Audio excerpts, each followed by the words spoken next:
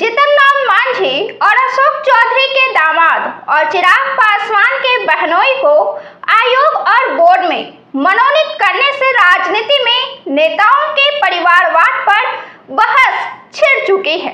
लेकिन दुर्भाग्य से सवाल उठाने वालों की पहचान भी परिवारवाद में ही शामिल है। बिहार में अभी पहली पंक्ति के प्रभावी नेताओं में जनता दल यूनाइटेड के अध्यक्ष और मुख्यमंत्री नीतीश कुमार और राष्ट्रीय लोक मोर्चा के अध्यक्ष और पूर्व केंद्रीय मंत्री उपेंद्र कुशवाहा को छोड़ दे अगर तो कोई ऐसा नजर नहीं आता जो राजनीति में परिवार के विस्तार में ना जुटा हो। ललन सिंह, गिरिराज सिंह, मुकेश सहनी या नित्यानंद राय जैसे नेता कम हैं जो खुद के दम पर बने हुए हैं। जज के बच्चे जज, अफसर के बच्चे अफसर, डॉक्टर के बच्चे डॉक्टर, इंजीनियर के बच्चे इंजीनियर और कलाकारों के बच्चे कलाकार बन सकते हैं, तो नेताओं के बच्चे नेतागिरी क्यों ना करें? यह सवाल भी जायज है। बच्चों के लिए माँ बाप के पेशे को अपनाना शायद कम तकलीफदेह होता है। सफल होने की संभावनाएं ज्यादा होती है और सबसे बड़ी बात, बच्चों को उस पेशे के माहौल और परिवेश की आदत लग चुकी होती है। इसलिए बिहार में तेजस्वी यादव, चिराग पासवान, सम्राट चौधरी जैसे नेताओं के बीच नीतीश के बाद कौन का जवाब देने की होड़ लगी है।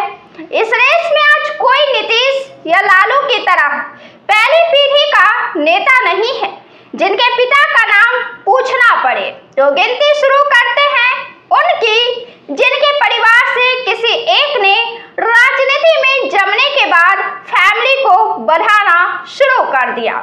इस लिस्ट में विजय कुमार चौधरी, नितिन नवीन जैसे नेताओं को नहीं रखा जा रहा, जो पिता के निधन के बाद उपचुनाव से राजनीति में आए।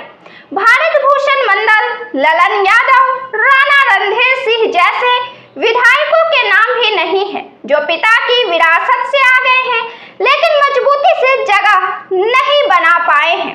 जदयू नेता और मंत्री शीला मंडल जैसे के नाम भी नहीं है जिनके चचेरे ससुर धनिक लाल मंडल मंत्री व गवर्नर रहे, लेकिन चचेरे जेठ भारत भूषण मंडल राजद विधायक है। लिस्ट में निखिल कुमार, उदय सिंह उर्फ पप्पू सिंह या चंद्रिका राय जैसे नेताओं के भी नाम नहीं मिलेंगे जो पारिवारिक राजनीति से स्थापित हुए लेकिन फिलहाल किसी सदन में नहीं है। अशोक कुमार सिंह या मनोज कुमार शर्मा जैसे पूर्व विधायकों के नाम भी नहीं मिलेंगे जो राजनीति में पिता के नाम पर आए लेकिन फिलहाल विधानसभा से बाहर है। लिस्ट में वो नाम भी नहीं मिलेंगे जिनके परिवार से पहले कौन सांसद या विधायक बना था ये आपको पता हो, लेकिन हम उस सूचना तक नहीं पहुंच पाए हों। सूची में उनको रखने की कोशिश है जिन्हें उनके पिता, माँ, ससुर, सास, पति, पत्नी, भाई, बहनोई, साला जैसे करीबी रिश्तेदारों ने राजनीति में उतारा, स्थापित किया और वे जगह बना चुके हैं। नीतीश के बेटे निशांत कुमार को जदयू में सक्रिय करने की कोशिश चल रही है लेकिन मुख्यमंत्री खुद इस पर ब्रेक लगाकर बैठे हुए हैं क्योंकि वो परिवारवाद के खिलाफ है। लालू और राबड़ी देवी को नीतीश इस पर घेरते रहते हैं। रालोमा अध्यक्ष यानी कि उपेंद्र कुशवाहा के 2 बच्चे हैं, बेटा दीपक कुशवाहा है और बेटी प्रीति लता कुशवाहा। दोनों को राजनीति से मतलब नहीं है। बेटे का छोटा मोटा व्यापार है और बेटी सरकारी नौकरी करती है। बिहार की राजनीति में सबसे शक्तिशाली बलशाली परिवार लालू प्रसाद यादव का है। इसमें उनके साले सुभाष यादव, साधु यादव या उन दोनों के कुनबों को नहीं जोड़ रहे हैं। पहले लालू खुद सीएम बने, फिर पत्नी राबड़ी देवी को सीएम बनाया। राबड़ी अभी विधान परिषद में है। बड़ी बेटी मीसा भारती को पहले राज्यसभा भेजा और हारते हारते वो इस बार लोकसभा भी जीत गई। लालू को किडनी देने वाली बेटी रोहिणी आचार्य को सारण से लोकसभा चुनाव लड़ाया गया पिछले साल, लेकिन वे हार गई। चर्चा विधानसभा लड़ने की शुरू हो गई है, लेकिन माना जा रहा है कि वे नहीं लड़ेंगी। बड़े बेटे तेज प्रताप यादव 2 बार विधायक और मंत्री बने। अभी एक लड़की से कथित संबंध की वजह से बाहर खबर आने के बाद उन्हें परिवार और पार्टी से निकाल दिया गया है। तेजस्वी यादव पार्टी के सर्वे सर्वा जैसा बन चुके हैं। 2 बार डिप्टी सीएम रहे और महागठबंधन के अघोषित सीएम कैंडिडेट रहे।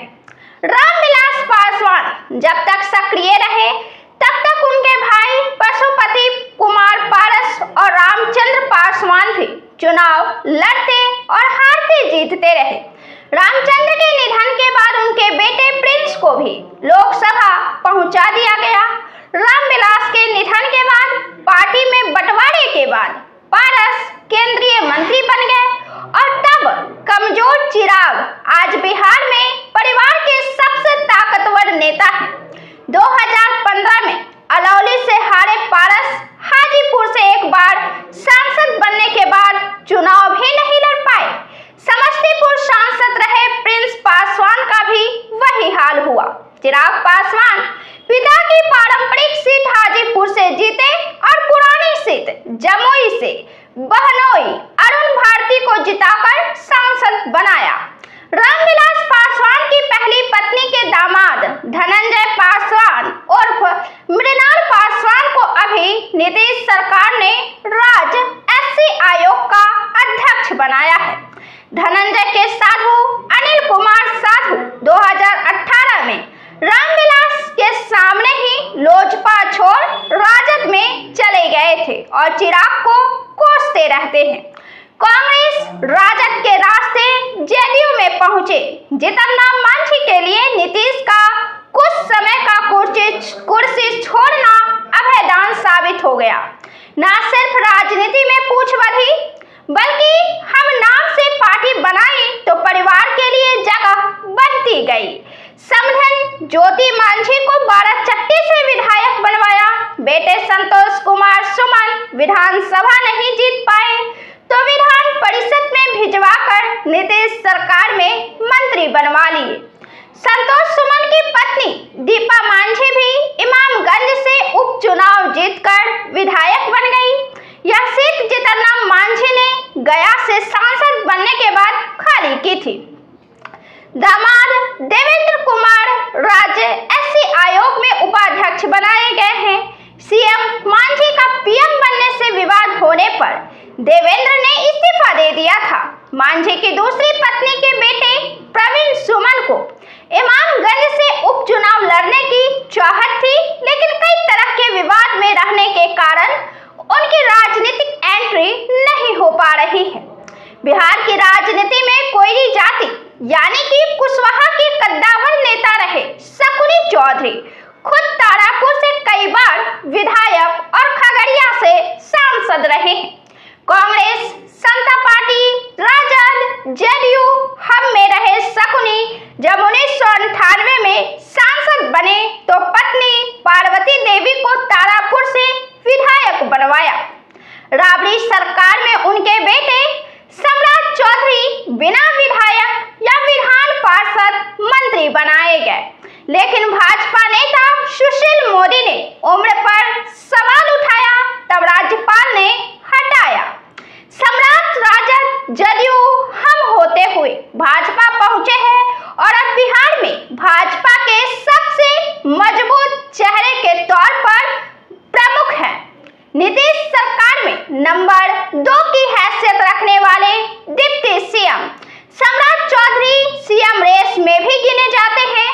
परबत्ता से 2 बार विधायक रहे सम्राट चौधरी 2005 के अक्टूबर वाले चुनाव में जब खुद नहीं लड़ पाए तो भाई राजेश को लड़ाया जो हार गए। शकुनी के तीसरे बेटे रोहित चौधरी जेडीयू में है और संभावना है कि उन्हें एनडीए के पक्ष में कुशवाहा वोट को वापस लाने के लिए इस बार तारापुर से विधानसभा का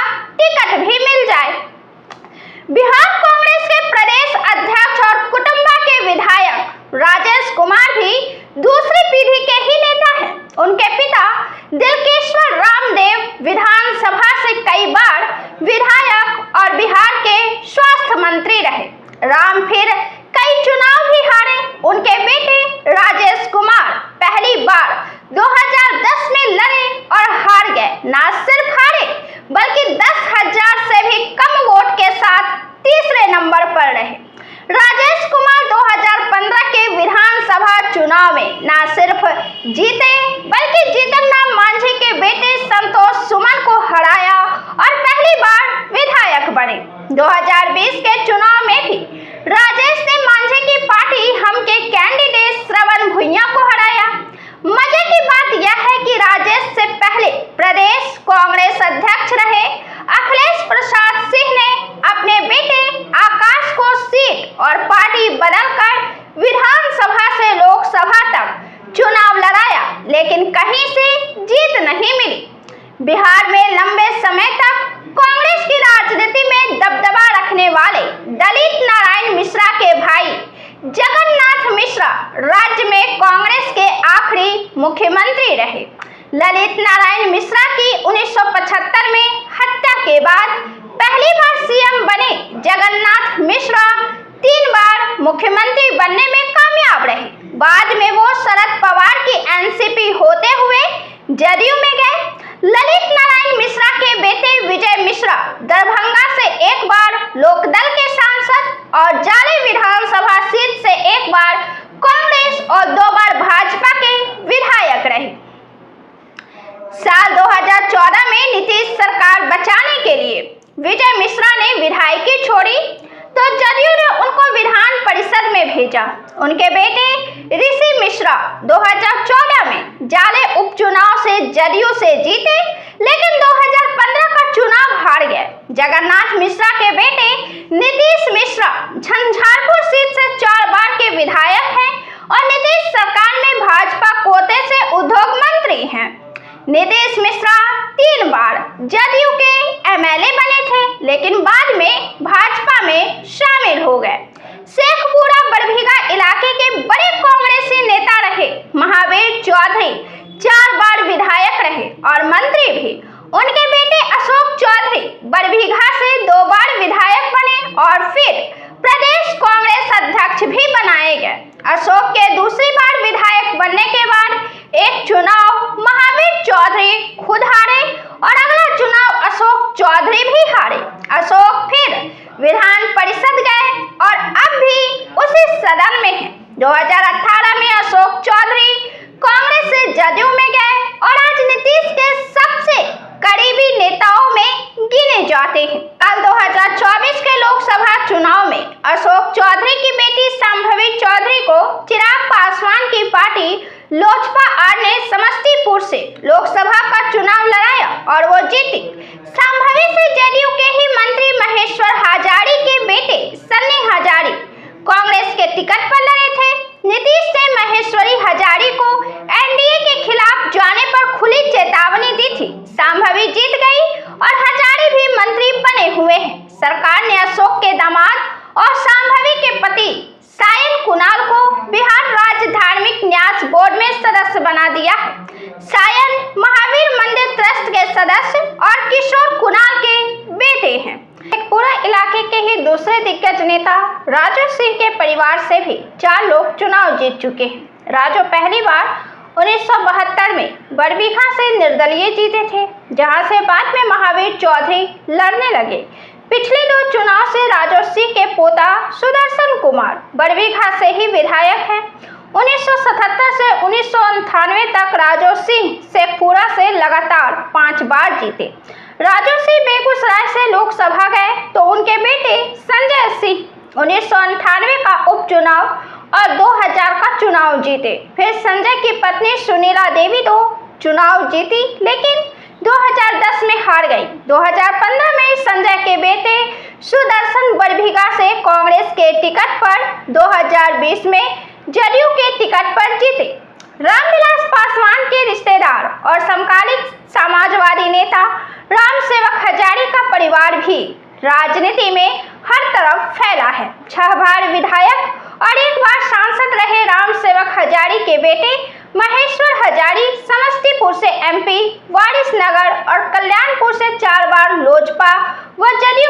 विधायक रहे। नीतीश सरकार में मंत्री हैं, विधानसभा उपाध्यक्ष रहे हैं। महेश्वर हजारी के बेटे सन्नी हजारी कांग्रेस से समस्तीपुर का लोकसभा चुनाव लड़े और हार गए। रामसेवक हजारी के बड़े बेटे कमलेश्वर हजारी की पत्नी मंजू हजारी रोसड़ा से भाजपा की विधायक रह चुके हैं। रामसेवक हजारी के भाई शशि भूषण हजारी भी प्रभावी नेता थे। दरभंगा की कुशेश्वर स्थान सीट से शशि भूषण हजारी ने भाजपा के टिकट पर 2010 में रामविलास पासवान के भाई रामचंद्र पासवान और 2015 में जदयू के टिकट पर रामविलास के दामाद धनंजय और मृणाल पासवान को हराया था। शशि भूषण हजारी 2020 का चुनाव भी जीते, लेकिन बीच में निधन के बाद उनके बेटे अमन भूषण हजारी ने उपचुनाव में यह सीट जदयू के लिए जीती। लालू यादव के सबसे भरोसेमंद और राष्ट्रीय जनता दल के सबसे बड़े राजपूत चेहरे जगदानंद सिंह ने अपने चचेरे भाई और 3 बार के विधायक सच्चिदानंद सिंह को रामगढ़ से हिलाकर अपने लिए जगह बनाई थी। इसके बाद लगातार 6 बार विधायक, मंत्री और सांसद तक बने। जगदानंद के सांसद बनने के बाद उपचुनाव में राजद ने अंबिका यादव को लड़ाया तो बेटे सुधाकर सिंह भाजपा से टिकट लेकर लड़ गए। जगदानंद ने न सिर्फ बेटे के खिलाफ प्रचार किया बल्कि सुनिश्चित किया कि राजद कैंडिडेट जीते और सुधाकर हारे। बाद में जगदानंद सिंह के दूसरे बेटे पुनीत सिंह के गया स्नातक सीट से एमएलसी चुनाव में सुधाकर भाई का पक्ष लेने लगे तो भाजपा ने निकाल दिया। फिर राजद में आ गए। पुनीत चुनाव में हार गए। सुधाकर पिता की पारंपरिक सीट रामगढ़ से 2020 में जीते और विधायक और कुछ समय मंत्री भी बने। फिर बक्सर से लोकसभा पहुंच गए। फिर सीट खाली हुई तो जगदानंद के तीसरे बेटे अजीत सिंह जदयू से लौटकर राजद में आए और लालू ने उपचुनाव लड़ा दिया। जगदानंद और सुधाकर मिलकर भी अजीत को नहीं जिता सके। भाजपा के अशोक सिंह ने सीट वापस छीन ली। अपने जमाने के बड़े समाजवादी नेता रहे दिग्विजय सिंह राजनीति में आने के बाद पहले राज्यसभा में रहे। जॉर्ज फर्नांडिस के करीबी दिग्विजय सिंह समता पार्टी बनने के बाद बांका से लोकसभा का चुनाव लड़कर लोकसभा पहुंचे। दिग्विजय सिंह 2 बार लोकसभा हारने के बाद 3 बार जीते थे। लोकसभा हारने के बाद 3 बार जीते थे। पहली बार समता पार्टी, दूसरी बार जेडीयू और तीसरी बार निर्दलीय से। दिग्विजय सिंह के निधन के बाद 2010 के उपचुनाव में उनकी पत्नी पुतुल कुमारी निर्दलीय लड़कर सांसद बनी। 2014 में पुतुल भाजपा के टिकट पर लड़ी लेकिन हार गई। 2019 में पुतुल निर्दलीय लड़ी और तीसरे नंबर पर चली गई। 2020 के विधानसभा चुनाव से पहले उनकी बेटी और शूटर श्रेयसी सिंह भाजपा में शामिल हो गई। भाजपा ने जमुई से चुनाव लड़ाया जिसे जीतकर पहली बार विधायक बनी है। नवादा के 2 राजनीतिक परिवार में एक राजवल्लभ यादव का परिवार है। दबंग भी राजनीति में पहले भाई कृष्णा यादव आए और भाजपा के टिकट पर 1990 में नवादा जीती। कृष्णा यादव 1995 में जनता दल से गोविंदपुर जीते और भाई राजवल्लभ नवादा से निर्दलीय लड़कर जीते।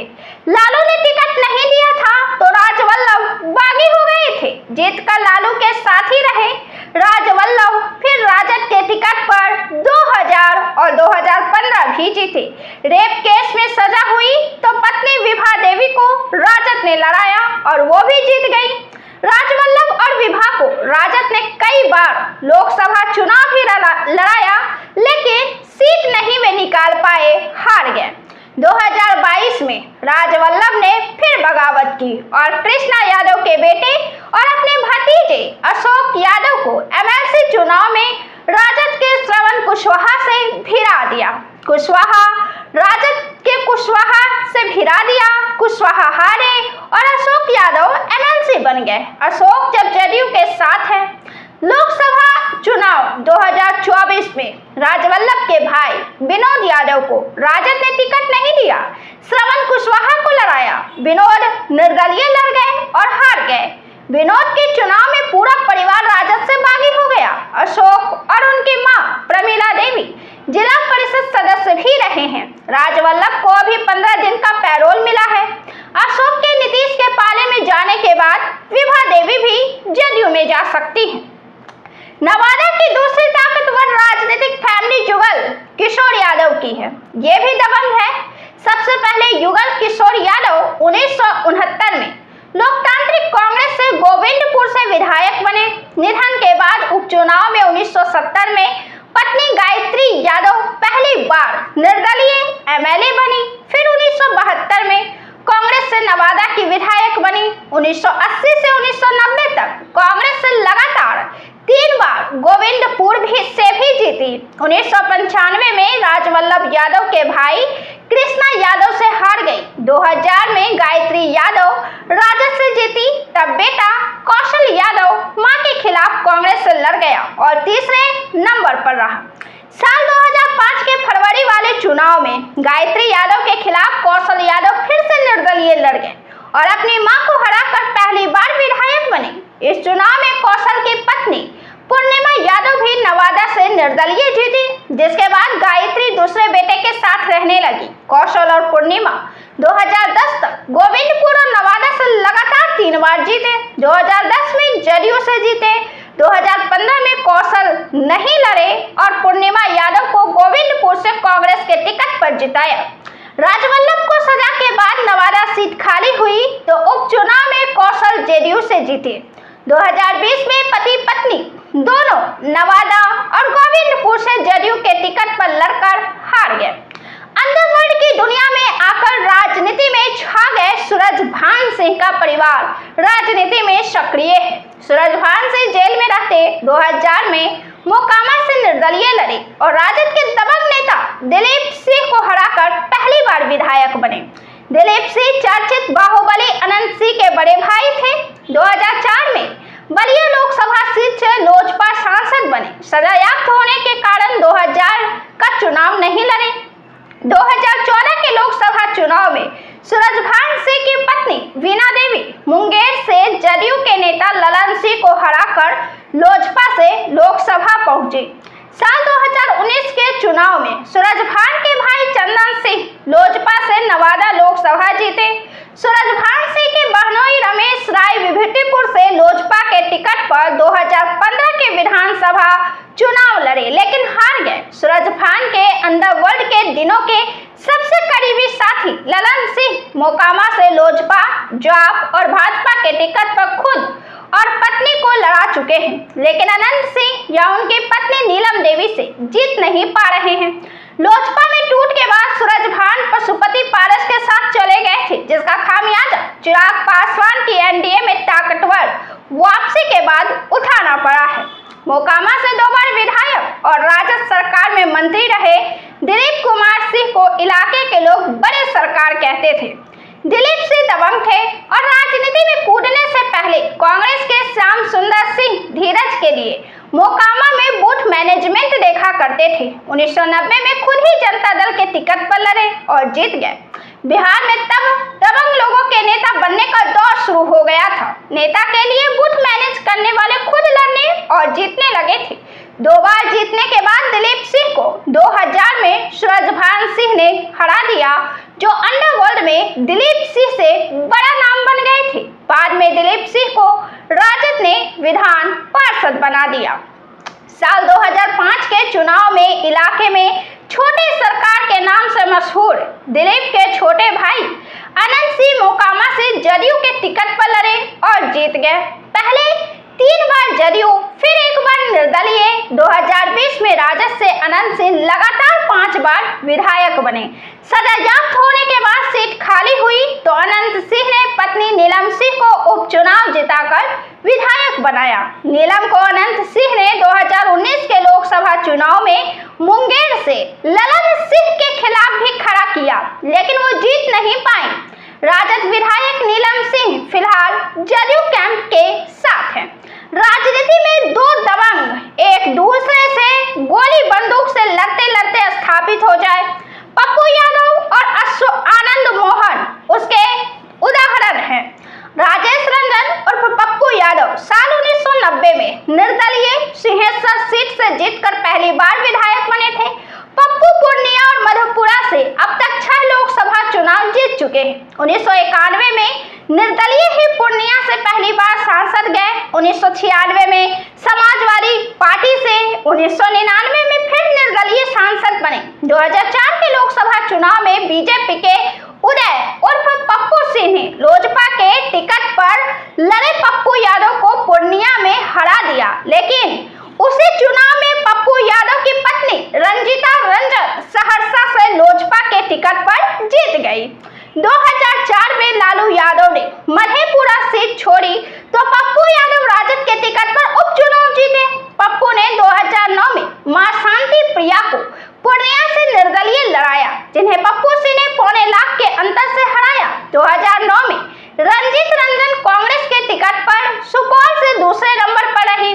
पप्पू यादव 2014 में शरद यादव को हराकर मधेपुरा से दोबारा राजद के सांसद बने। 2014 में रंजीत रंजन सुपौल से कांग्रेस से फिर जीते।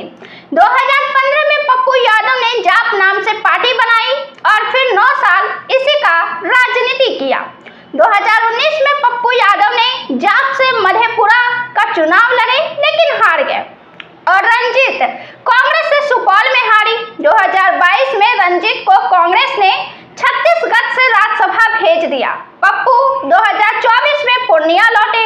लालू यादव और नीतीश कुमार की तगड़ी घेराबंदी के बावजूद वो निर्दलीय मैदान जीत गए।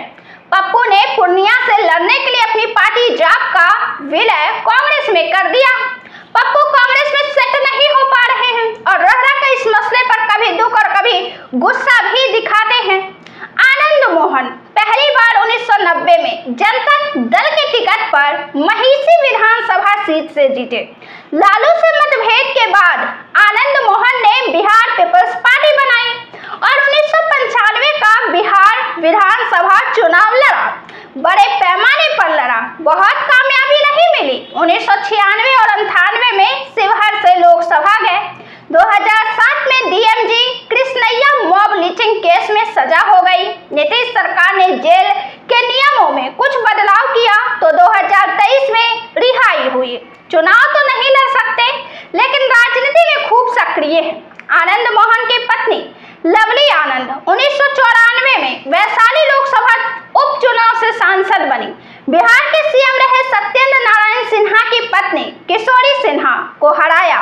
1996 में लवली ने बीपीपा से नवीनगर विधानसभा जीती। फरवरी 2005 के चुनाव में जदयू से बाढ़ सीट जीती। आनंद मोहन के बेटे चेतन आनंद भी 2020 के चुनाव में शिवहर से राजद के विधायक बने। नीतीश के गठबंधन बदलने के बाद चेतन भी राजद का पाला छोड़ जदयू के साथ हो गए। आनंद मोहन का परिवार कांग्रेस, सपा, हम जैसी पार्टियों में भी रहा है। शाहबाद के दबंग सुनील पांडे का परिवार भी राजनीति में जम चुका है। नरेंद्र पांडे उर्फ सुनील पांडे खुद 2000 में पहले समता पार्टी और फिर जदयू से 4 बार लगातार विधायक बने। पीरों से 3 बार और 1 बार तरारी से। अपनी हरकतों से चर्चा में रहने वाले सुनील ने 2015 का चुनाव पत्नी गीता पांडे को लोजपा से लड़ाया, जो सीपीआई माले के सुदामा प्रसाद से हार गई।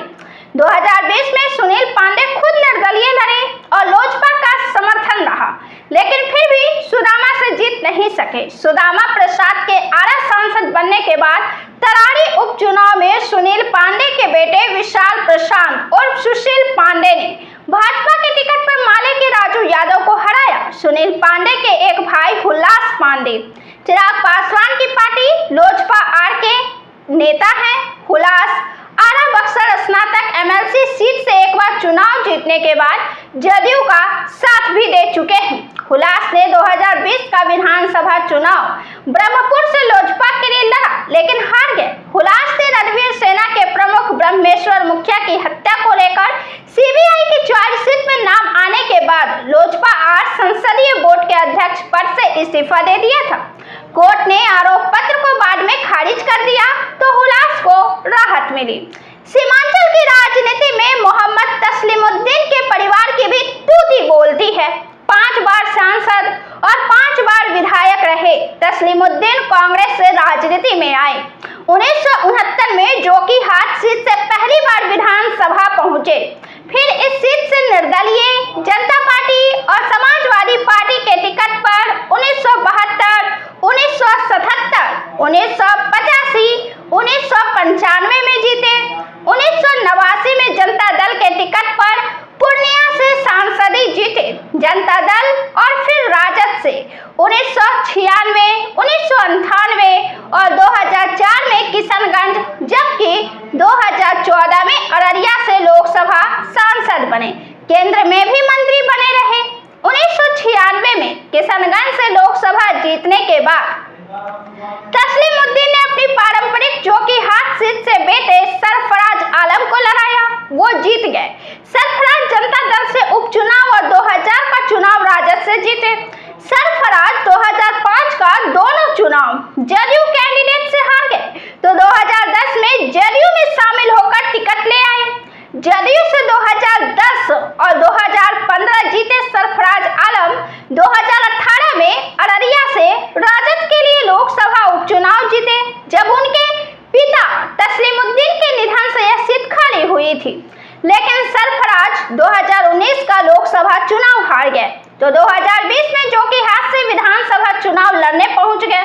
राजद ने सरफराज को ही टिकट दिया। उनके भाई शाहनवाज आलम असदुद्दीन ओवैसी की पार्टी AIMIM से टिकट लाकर लड़ गए और राजद को हरा दिया। शाहनवाज कुछ दिन बाद ओवैसी के 3 और विधायकों के साथ राजद में शामिल हो गए। 2025 के चुनाव में राजद के टिकट के लिए दोनों भाइयों में रेस लगी है। जमुई इलाके के कद्दावर समाजवादी नेता नरेंद्र सिंह का परिवार भी राजनीति में भरपूर संख्या में है। लालू, नीतीश और रामविलास पासवान के साथ काम कर चुके और कई बार मंत्री रहे। नरेंद्र सिंह से पहले उनके स्वतंत्रता सेनानी पिता कृष्ण सिंह राजनीति में आए थे और 3 बार विधायक रहे थे। 1962 में कृष्ण सिंह झाझा सीट से सोशलिस्ट पार्टी से जीते। फिर 1967 और 1969 में संयुक्त सोशलिस्ट पार्टी से चकाई जीती। उनके बाद नरेंद्र ने 1985 में कांग्रेस, 1990 में जनता दल और 2000 में निर्दलीय से सीट जीती। 2000 में नरेंद्र सिंह चकाई के साथ साथ जमुई से भी जीते, लेकिन जमुई सीट छोड़ दी और वहां से ताकत लगाकर जदयू के सुशील सिंह को जिताया। साल 2005 के फरवरी वाले चुनाव में नरेंद्र सिंह के बेटे अभय सिंह ने लोजपा के टिकट पर चकाई जीती, लेकिन अक्टूबर में जदयू के सिंबल पर जमुई सीट से विधायक बने। फरवरी 2010 में अभय सिंह ने पत्नी और बच्चे के साथ गोली मारकर आत्महत्या कर ली थी। जमुई से 2010 के चुनाव में नरेंद्र के दूसरे बेटे अजय प्रताप ने जदयू और तीसरे बेटे सुमित सिंह ने चकाई से झारखंड मुक्ति मोर्चा के टिकट पर चुनाव जीता। 2015 के चुनाव में दोनों भाई अपनी अपनी सीटों पर राजद के कैंडिडेट से हार गए। 2020 में सुमित सिंह निर्दलीय लड़कर दोबारा जीते और नीतीश सरकार के साथ होकर मंत्री बन गए, लेकिन अजय प्रताप हार गए और 5वें नंबर पर रहे।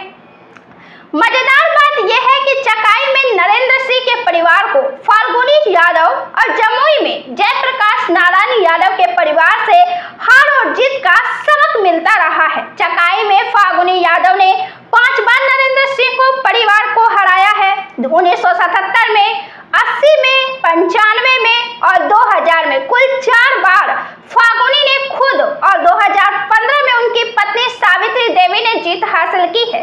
इसी तरह जमुई में राजद के बड़े नेता जयप्रकाश नारायण यादव के भाई विजय प्रकाश यादव से नरेंद्र सिंह के परिवार के लोगों की हार जीत लगी रहती है।